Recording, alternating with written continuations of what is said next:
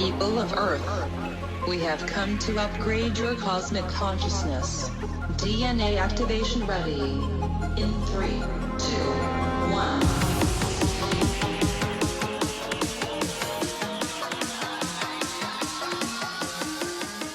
Hi, welcome to Q&A on Breakthrough Leadership. I'm Lou Quinto. Craig isn't with me this week. I'm flying solo, but he'll be back again next week. So in this week's episode, what I thought we would do is go back and revisit 3 of the interviews that Craig and I conducted over the last year on leadership development.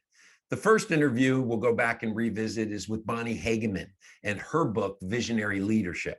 The second interview that we'll revisit is with Croft Edwards and his book, Perfectly Square. And finally, let's go back and revisit portions of our interview with Walter Nussbaum of the Nussbaum Group. So let's begin with Bonnie Hagemann. But Bonnie, what we wanted to do is we wanted to talk to you about your book, Leading with Vision. Yeah. And I'm going to start off with a very, I think it's going to be a simple question, but Bonnie, you can tell me that one. And what is vision? Well, good question. So Simon Vetter, my co-author, would say, if you have a vision, it should be visible, right? So basically a vision is looking out, let's say 3 years, and it's seeing what your company is going to look like at that time. That's different than your mission. Your mission is, why do you exist? So at EDA, we exist to turn trends in executive development into great services and technology that create compelling cultures that last. Okay. Our vision is to be known as that, and also to be known with our technology. So it's different. And so a great vision, for example, might be something that other people can see visually. So when I talk about vision, I'll say it like this, like, let's paint the picture. So if you imagine a picture on the wall and you describe it, then that's what you're doing with a vision. As a leader, you're describing what that picture is supposed to look like. Okay, good. Because, and Craig, I know you've been in this situation before where we've worked on a retreat with different groups, and they want to create their mission and vision, and you just see the eyes roll up into the back of the head. They're like, oh no, not this again, because people think of wordsmithing and all of this that it takes, but they don't understand the importance of that vision. And many times it could be because once that vision is created on paper, they don't live it. And they don't do it. It's just up on a wall. Here's our vision. Here's our mission. And most people can't give you as you just nicely did, the difference between a mission and a vision. They combine the two. And I know, Craig, you've had this situation. You work with companies on this with your business planning as well. Yeah, I just had a big debate with somebody on LinkedIn over vision versus mission. And the vision for them is kind of the big flowery statement. And the mission was even more so of that. And so to me, at least how I work it is, I agree with you. Mission is kind of why we exist. Vision is what we're building and what we're going to look like in 3 years. I like to do it with my clients in a very concrete way so that we know when we win. Yeah, right? Exactly. Like you'll know, like if you do a really great job of painting the picture, then everybody has the same picture in their head.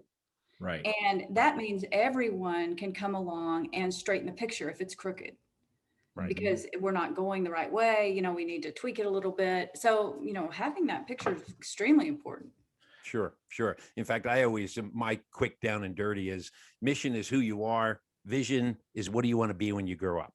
And that's the difference between the two of them. So, but in that perspective, Bonnie, take us and tell us about how does vision, because I told you that when let's do a vision statement and everyone's eyes roll to the back of their head. Right. How does vision actually help companies become successful? Yeah.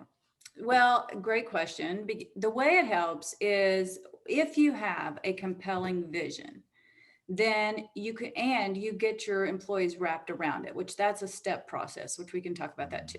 Sure. But if you have that, then what happens is you get everyone pulling in the same direction. So we all know of companies where you have passive resistors, where you have people who are not very engaged, where you have high turnover, you have a lot of sick days. Those are all indicators that they're not connected to the company and to where you're going. And being connected is extremely important. And for those of you who are financial people and you say, well, I don't want to talk about all the soft stuff, I just want to make the money. This is the money. Right. Because I can tell you, I can promise you that if you have connected, compelled employees, you will get more out of them than you can imagine. Like, people say the Gen Yers will not work hard. And that's not true, because I know of workers who, if compelled, are willing to work all night long. In fact, I heard of one, it was a tech company, and this guy was in China. He put himself in the hospital. He worked so long and so hard trying to make this vision come to pass. And if you listen to like Elon Musk biography, you hear that same sort of concept in all the workers there, because he hires for people who can get on board with the vision. Right. Yep. And, So and do you, oh, really sorry. matters. No, go ahead, It Craig. just matters. That's what I Yeah. was going to say. No, it absolutely matters. And this is, to me, it really starts flowing into employee engagement. And that's somewhat what you're talking about here, is when people can identify with that vision, they understand their role in it and they get more engaged. Is that something that you guys find as well with the companies that you're working for? Absolutely. So there's a lot of research about employee connectedness. Mhm. And that's this employee engagement like that you're talking about. So employee connectedness, the research shows, does actually increase production, decrease turnover, decrease sick leave, all of those things. And so, it's closely tied to employee engagement. Right. And all those things you just mentioned go back to your financial person to say, Yeah. look at all the money we're saving because we don't have the turnover. We don't have all That's the low right. productivity. That's right. And, Yeah. I know a few leaders who will say, I can get another person. Anybody's replaceable. We've all heard, leaders who say that. Mhm. And, that's not always true. Because, let's just take Elon Musk out of the universe for a second. Now, is there someone else who could replace him on this earth that we think would have done what he did? I don't think so. Right. So that's just an example. And it's like that in your company. You're going to have a few people who are so talented and they're not replaceable. Like, you want to keep them. You want them to be able to contribute where they are. Right. You brushed up against connectiveness, and I know in your book you talk about building connectivity, and in the book you describe using the story of Alukai is. Alukai. Okay, my Hawaiian isn't that great. So Alukai, and they make premium value sandals, basically. You should buy their sandals, by the way. They're great sandals. Are they? Okay, good. Well, Craig is on he's on a what are you, Croc mission. He's big on Crocs, so not quite the same caliber, I don't think. But Jim Harris, their CEO, talks about the importance of connectiveness. And one of the things that he does is he talks about connecting with each person to get them into their happy place by connecting them with the brand and to the company values, which should be along the line of family values as well, and creating an office that feels like home as part of that connectivity. Share a little bit more about that discussion. I know Simon did the interview, but I'm sure that but they have a great culture, and that's the reason he interviewed them, and theirs is very like family. Right. And that is what they're trying to create, because they believe in the interconnectedness of life and aloha and the breath of life. And so all of those things are super important to them. But that's their culture, and it doesn't necessarily, no culture works in another company. Right. So that one works great for them, but the concept is the same. So regardless of where you are or what type of culture you want to have, you do want to help people find their place. And we talk about it as in terms of, you want to create the vision, you want people to get excited about the vision, and then you really want them to understand their part. And in the book, we talk about we interviewed this playwright in Hollywood, and he said, everybody wants to have a part in the story. And if you think about it, every company is a story. And so if everybody has a part to play, they don't necessarily have to be the big star on the big screen, but when it comes to their part, they want to be the center stage on that part. And so if we can make people feel like you're the center stage on your part, then for most people, that's compelling as well. Right. I mean, using that Hollywood analogy, Bonnie, there's a lot of people who have made a very good living out of being character actors. True. And they, they're not the star, they're not the headliner, but yet their part in movies, TV series, whatever it may be, is a character actor. And they take that part very seriously, even though they may only have 6 or 7 lines. They deliver them the best that they can. I mean, think about soap operas. Yeah. I mean, those people probably get to go home every night. They don't have to be away from their families and have a great career and a long career. Right. And you're right. That's a great example. So to come back to leading with vision. So out of our trends research, and I believe it was 2009 or maybe 2011, we started to see visionary leadership rise to the top of what's needed for executives. And so what we started looking around to say, who does this well? Who teaches visionary leadership? And we couldn't find it. And so there's very little out there. So we created it. That's where the book came from. We built a program around that. We did a lot of work around it. And so as we were unpacking it, what we began to realize is there were some specific components. And the first one was culture, connectivity, clarity, and courage. So, so that was sort of the 4 C's that we came up with. But to talk about courage specifically is, you guys know this, in your brain, the amygdala, right? You guys know, and it causes you to do what? I know you know. Run. Yes. Fight or flight. Right. Yeah. Right? Fight or flight. Yeah. So you're exactly right. So the amygdala inside of us is protecting us. And what happens, and the analogy I often use when I'm speaking about this, is if you go on an African safari and you see a big African tree on a big African plain with a herd of elephants underneath it, and there's a young elephant out to the side, that young elephant is out there for a reason. And the reason is it's being disciplined. And so what's happened is the matriarch is facing that young elephant. It's in timeout. Wow. And so why is that a punishment? Well, the punishment is because an elephant is a herd animal, and they don't feel safe outside of the herd. And so that young animal is feeling a lot of pain because it doesn't feel safe. And so that's exactly what happens with visionary leadership. When you step out to create a vision, you are stepping out of the herd. We're herd animals too. We like to be liked. We like to be in the crowd. We like to be a part of something, as we felt tremendously during COVID. Sure. But when you step out with a vision, you have stepped out. You're no longer safe. You will be criticized. You could fail. And so the reason we spent so much time talking about it is because it's so important to have courage.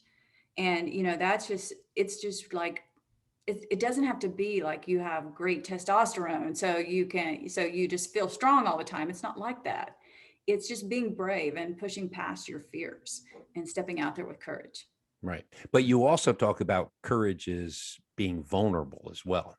It is. Yes. And so they're really like 2 sides of the same coin. So what we talk about by being vulnerable is not only, are you stepping out there with trying something new, but you are vulnerable. You're vulnerable to fail. And so visionary leadership actually becomes even harder the higher up you go. So you know how people get into companies and you think, why isn't that company innovating? Like they might be a big, well-known Fortune 500 name, and you can just see like you're in trouble. You have to innovate. Yeah. But they don't. And you think, why?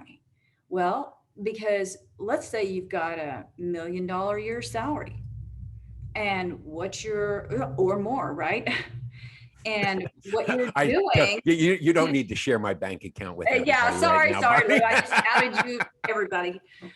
So, so you're making a million plus a year, all these perks and benefits, and what you've been doing for the last 20 years has worked and is still working. So even though you could see it coming, do you risk it? You know, it's like, because a CEO, for example, who fails at a level like that is out. They're out. Mhm. It's the riskiest job in the company. Right. And so, so that is the reason, you know, it's you're vulnerable in many ways. And it's just being, the other piece is a real true visionary is usually an authentic person. And it's that sharing of yourself. And so, you know, I mean, there are lots of great examples out there, but today I'm really obsessed with Elon Musk because I just got Starlink. So, so he's a great example, right? Like he shares, you know, about some of the hard things that he's been through and how driven he is. And then he's so driven that he actually wears himself out. And so, you know, you can see some of that stuff in him being authentic about that. The next interview I'd like to revisit is with Croft Edwards, as Croft talks to us about his book, Perfectly Square. Let's talk about Perfectly Square. Yeah. First of all, Craig and I have had the opportunity to read it. It's in that Ken Blanchard style, if that's a compliment to you, where you tell a story, and within that story that really we get hooked, I got hooked, on poor Jackie and her situation in coming into, to the business that her brother was CEO because the father had a heart attack. And I was really emotionally caring for her and hoping that she would be successful. But in Perfectly Square, you bring up a few points. And the first point Craig and I want to get into is this concept of leadership flow. Croft, talk to us, help explain, what is leadership flow? So a little backstory. So this, as I started really, what do I stand for? What do I think about as the leader?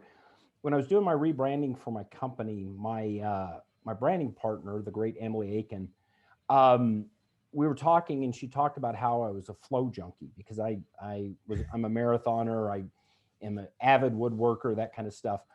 And I had never heard this term. This was about 10 years ago. And I started researching, and Mihaly Csikszentmihalyi, the researcher, flow states, or the state of ultimate being, and where we're at our best, performing at our best. And it just kind of dawned on me, is that not the goal of leadership, is to bring out the best of individuals and organizations? And it's fundamentally through tapping flow. Right. That innate, I love this is my passion.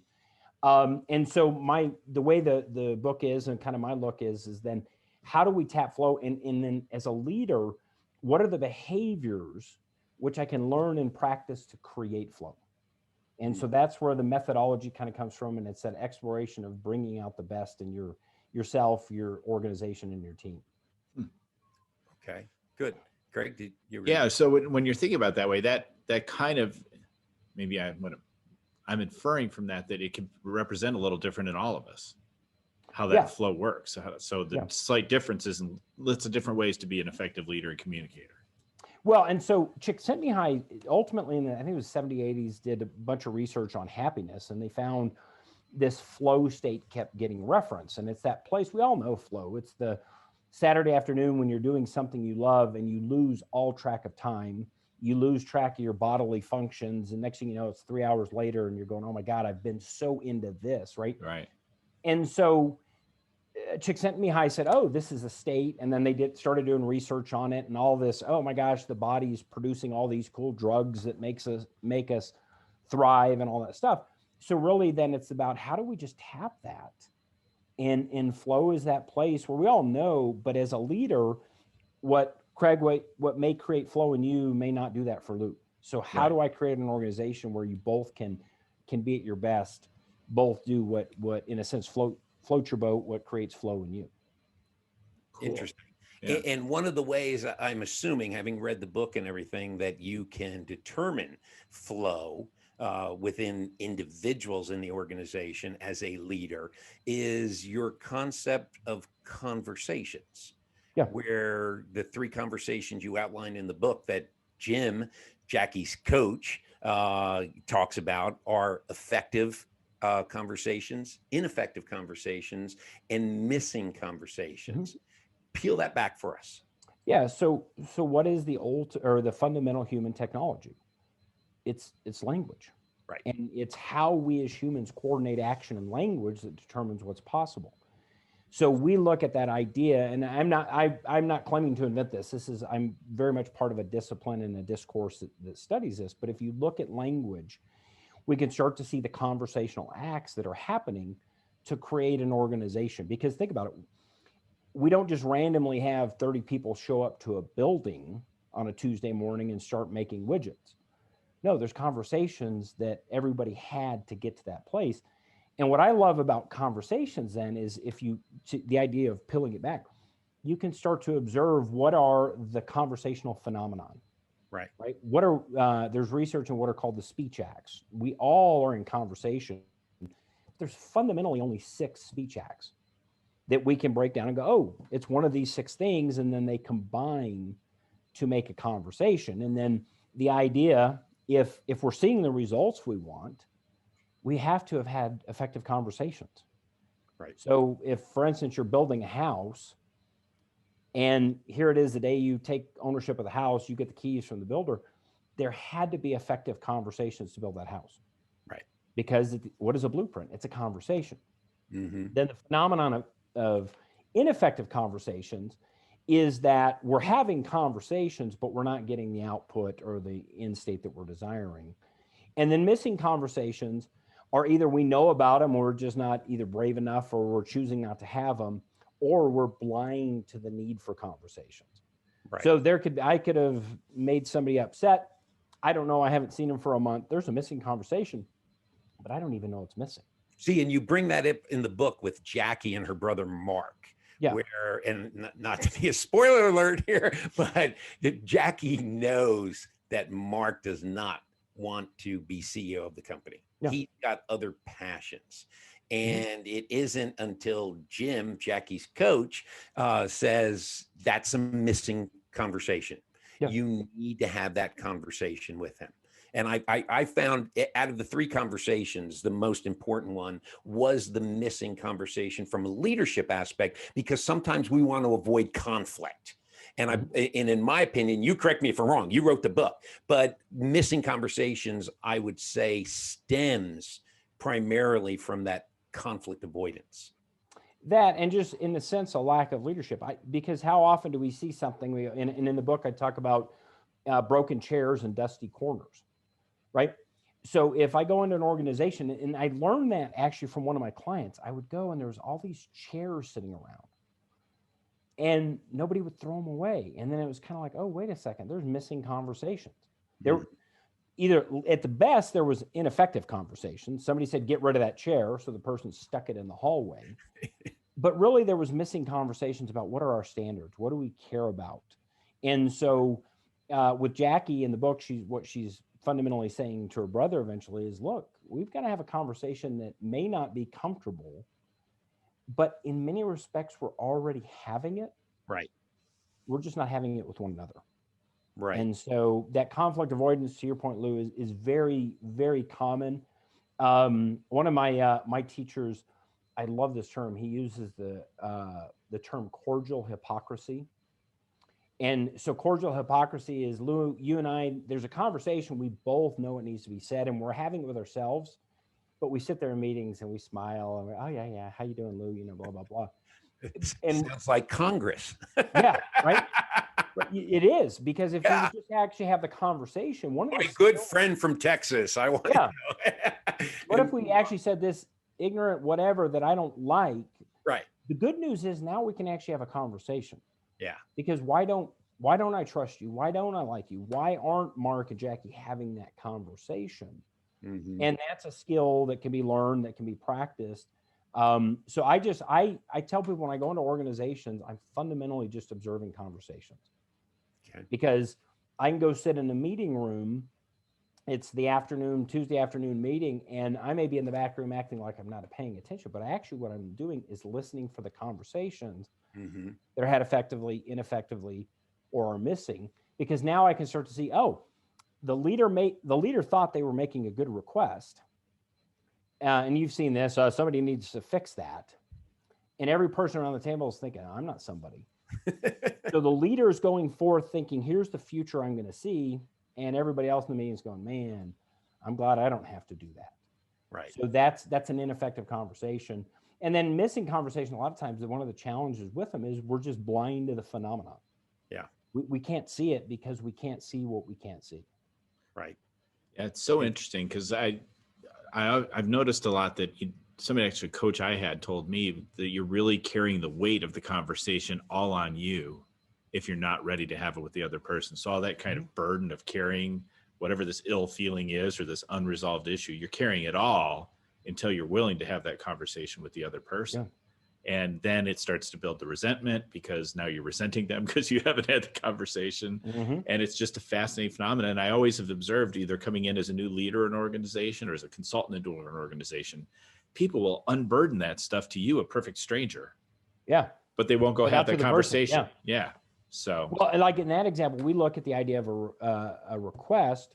So, what is a complaint? Well, a complaint is actually just a very ineffective request. So, Craig, I'm going to complain to you about Lou, but actually the person I need to be making the request to is Lou. I'm saying, Lou, here's the future I want to see. And we're all guilty. I'm guilty of it all the time. And it's that challenge as a leader to go, wait a second, I actually have an option here. It's a request. It's a conversation with that person. But to your point, I have to be bold enough to say, let's go have a different conversation. And the other person, just because I have the skill doesn't mean the other person's ready for that conversation yet. Right. So we have to grant them the grace and the ability to say, oh, I want to have a conversation, but just because I want to have the conversation doesn't mean they have to have that conversation. Wow. Croft, if leadership doesn't work out, marriage counseling sounds like an avenue you can go down. All bets are off in marriage conversation. I think there's a lot of missing conversations, some failed marriages, having been there twice myself. But one of the other things you said with conversations too, and you mentioned this in the book that I thought was good, was moods and emotions are predisposition to action. Yeah. Flesh that out. Moods and emotions are a conversation, right? So if I show up to you, and if you're listening to this on audio, you can't see it, but if I have this face that says, Lou, we're going to talk, the mood's already having a conversation, right? But as human beings, we're always in moods and emotions. We cannot be. We're emotional beings. And most organizations, moods and emotions are taboo unless they're the good ones, right? Yeah. But moods and emotions are that predisposition to action. So that's where what's fun for me is, as a coach, I can start to observe, oh, what mood is this conversation in? Right. And what mood it's in is going to limit what the potential outcomes are. Another one of my teachers makes a statement: the right conversation in the wrong mood is the wrong conversation. So I show up, I want to have a conversation about X, but my mood's already putting you on the defensive. So it's probably not going to be an effective conversation. Best case, it's ineffective. Or my mood causes me to just avoid it. So now it's a missing conversation. Right. Wow. Love it. That's great. Yeah. Talk to us here as we start to wind down. The model that Jim, in a good coaching way, over a period of meetings, builds for Jackie. And, it has the creating culture and expanding capacity. It's visioning the future, cultivating other leaders and teams. And finally, in the middle of that model is self-mastery. So where does that come from? How did you develop that? So back to, again, when I was kind of rebranding the company and getting clear on what I stand for, I started thinking about, there was fundamentally 4 statements I always made, or almost always made, in an organization. And the first was, the culture you have is 100% perfect to get the results you're currently getting. So if you don't want to change in your results, just keep doing what you're doing. Right. And then that led to creating culture and expanding capacity. Because if we want to develop an organization that's going to do great things, we have to have a culture that supports it, and we have to have the capacity to do that. So then the second statement I would say is something effective. The two most critical jobs of a leader are, one, creating a future that others see themselves in and then they're motivated to then join and be a part of. So that became visioning the future and cultivating other leaders and teams. Because as a leader, I've got this vision of the future. Now I have to get other people on board, and they have to be committed to that future. Right. And I think in the book, one of the employees, Jacob, the manager, doesn't buy into the vision. And eventually that's his route. I'm out of here.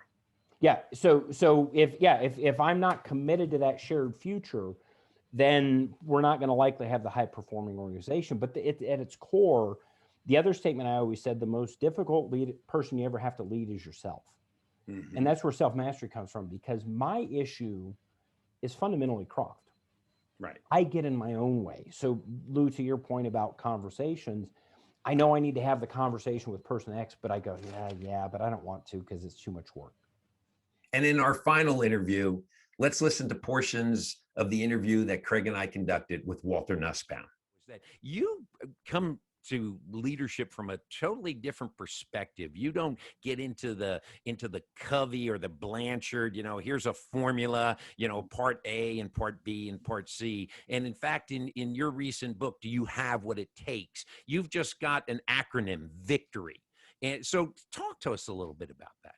Yeah, well, Victory is this really interesting model. I think most people probably either have it on their shelf, 7 Habits of Highly Effective People, or they've read it, one or the other. Most have it on their shelf and haven't read it, but but because I know you've read it, it's a brilliant book. It's very insightful on these 7 habits. And so a number of years ago, I was asked to deliver a presentation, and they asked me to speak about what have I found to be the most successful traits of successful people and organizations. And so I came up with this concept of victory. And so real simply, the V stands for vision, right? You got to know where you're going. You got to be clear on it. I stands for initiative. You got to be willing to do the work. Take that first step, overcome inertia. C stands for character. You got to have the character to do the hard things over the easy things. T stands for time management. You got to be spending your time on the most important things. O is optimism. You have to have a resilient spirit to overcome the setbacks and struggles. R is relationship skills. You got to be great with people. And then Y stands for yearning. You got to have this kind of fire in the belly to really want it, because when willpower starts running out, you got to have another gear to really be able to endure and persevere through the difficult times. Sure. So that's the model. Yeah. And definitely perseverance is important here.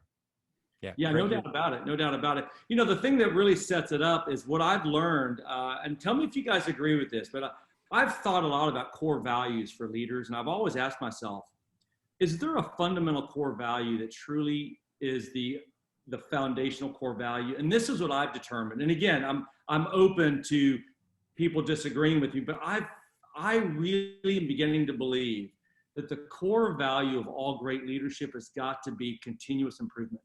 That if you don't start at that point of I'm always willing to keep improving my integrity, my work ethic, my personal growth and development, keep improving my vision. If I don't start off as a foundation with continuous improvement, what I'm going to do is I'm going to fall back, and I'm going to now eventually kind of coast. And I'm going to say, you know what, this is good enough. There's no need to keep raising the bar for myself. And I think that's an epidemic today among leadership and in our society today. And I think a lot of leaders today too, and Craig, I know with all of your coaching, you experience this too. Sometimes you get people who they don't want to become vulnerable or make themselves vulnerable by saying, I'm learning. And so many leaders will not tell people I'm learning, or continuous improvement to me is continuing to learn. I mean, if you're static, you're a dinosaur. But I think a lot of leaders have a hard time admitting that they are learning because of the ego. Yeah, I think that's true. And where do you kind of see, Walter, if you're talking to clients you coach and you work with, what kind of personal development things, professional development things is it a book a month? Is it classes? Where do you see the best ways for them to kind of start to continue to grow? Because you can kind of, after you work hard when you're first a leader, you read lots of books, you study really hard. And then just like salespeople, they start to figure, well, I got this. and that's when everything starts to trail off. So how do you kind of work with your leaders to kind of work on that continuous improvement? Yeah, well, I think we probably will all start off with a basic discovery session, right? You kind of have to look at each individual as an individual. And then what I do is I don't look at strengths and weaknesses. I look at strengths and liabilities, because to me, we all have weaknesses, but not all weaknesses are a liability. They just are weaknesses because we all have our limitations. But if you have a liability, that's going to be hurting you. That's going to be costing you value in the marketplace. And so when I do these discoveries on the front end, I look at what are the strengths that are going to be able to be leveraged for your future success, and what are your liabilities that are going to be the anchor that's slowing you down and hurting you in your ability to continue to move forward, right? So that's my first step. And so each person is different. And as soon as I'm able to identify what those are, then we create a very tailor-made plan for micro advancements, right? So it's not like, hey, we're going to read a book a month, because, you guys know this. That's a lot for a lot of people. Yeah. A book a month is a lot. For you and me, for us, that's just what we do. But for a lot of people, that's too much. And so I like to create little micro growth of kind of markers for them, that they can see the slow success of improving in certain key areas of their life that are really tailored to the outcomes that they want. Love it. Oh, that's great. Yeah. No, it's always, what's the old saying? By the inch it's a cinch, by the yard it's hard. And a lot of times I think people actually try. Why are you laughing at me, Craig? Is that one of those 70s leadership books you keep pulling out, Lou? Gosh. You talk about a below the belt, Walter. I think I just got a shot below the belt there. I think I read that in Dr. Seuss once. Oh, I'm getting it from both ends here. Look at this. I can't believe it. Okay, well, I'm done. No. But really, it's something that I learned early on. Yes, probably back in the 70s. But I even taught it to my kids, because why try to tackle the mountain all at once? Because you get frustrated when you can't get to the top quickly.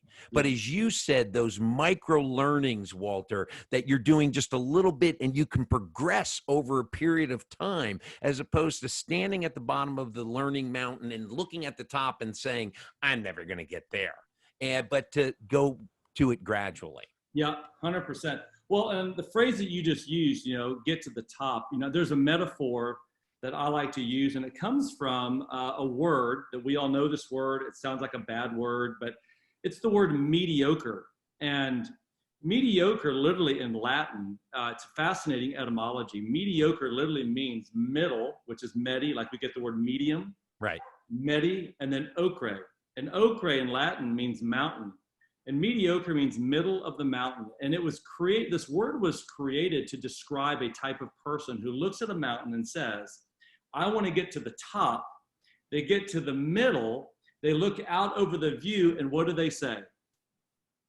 I made it.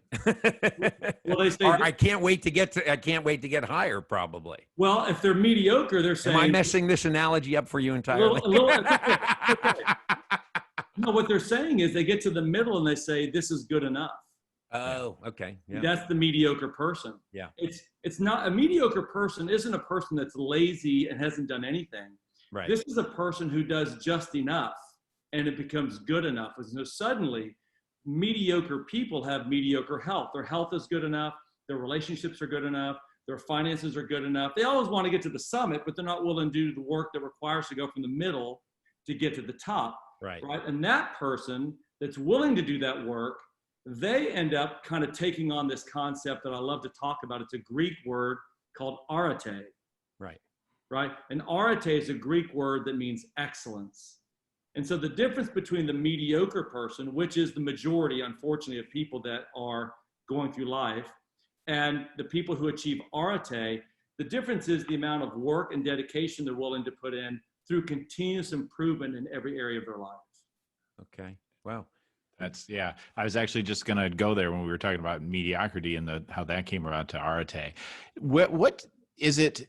Can you learn to go from mediocre to that arete concept? Is it something that, you said a lot of people kind of end up in that middle space, which is good enough, But is that got to come from themselves, or can people kind of come to a change of heart over time with good coaching and other things? Yeah, Craig, that's a great question. I take what's called the classical model on that. So the answer is yes, you can, but here's what the classical model has taught for well over 1,000 years. And that is this: in order to go from the middle of the mountain to arete, to the top, there's 3 things that are required. Number 1, there's got to be the perceivable value.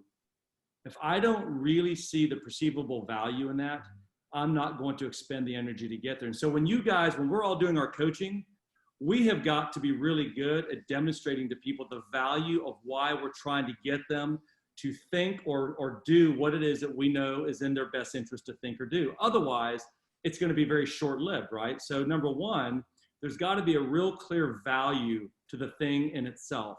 The second thing is that the classicist taught was you've got to have a model. You've got to have somebody that's either a mentor, someone in your life, someone that, and if they're not in your life, someone that you respect, right? It's the athlete who follows a professional athlete and just knows all of his stats, watches all of her games, watches everything about them, right?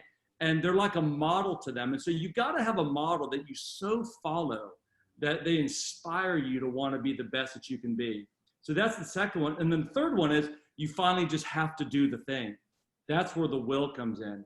So if I value it, I've got a model that inspires me, and I begin doing the work.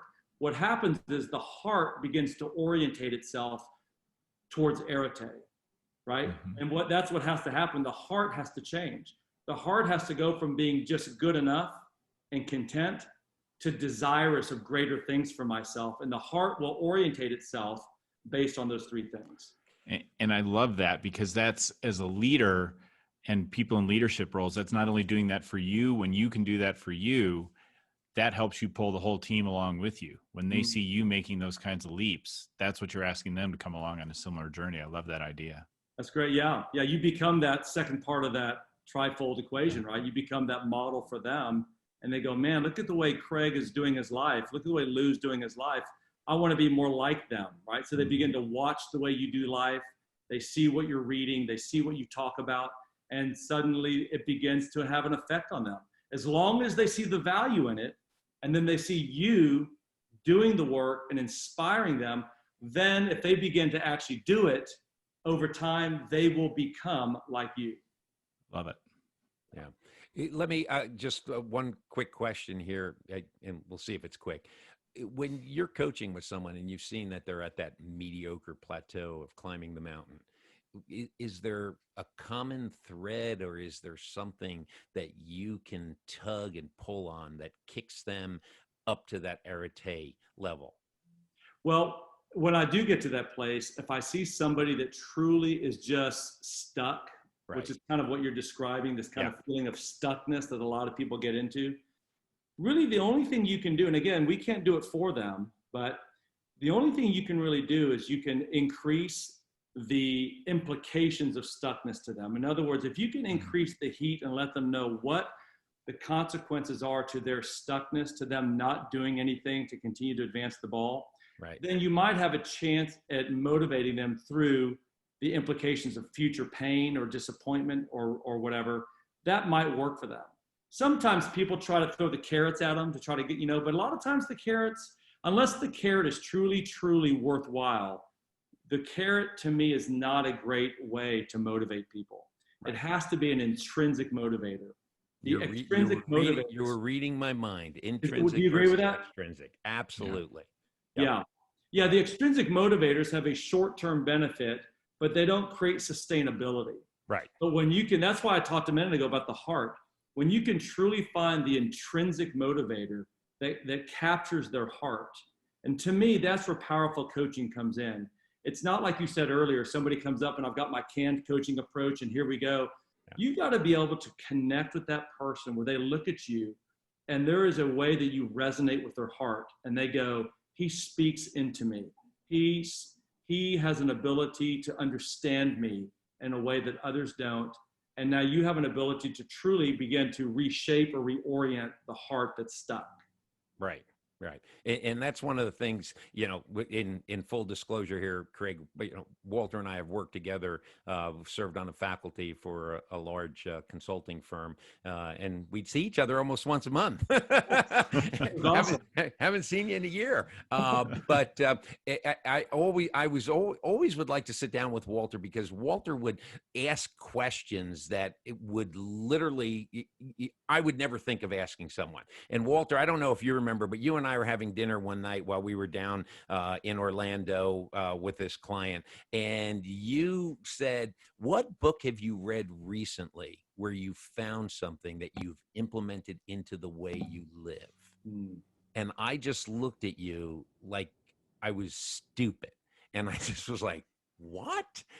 And I really had to think about, did I, out of all of the reading that I do, have I taken one thing and actually put it into action in my life? And so now, one of the things, whenever I read a book, I go with the Walter Nussbaum approach. What can I get out of here that I can put into action into my life immediately?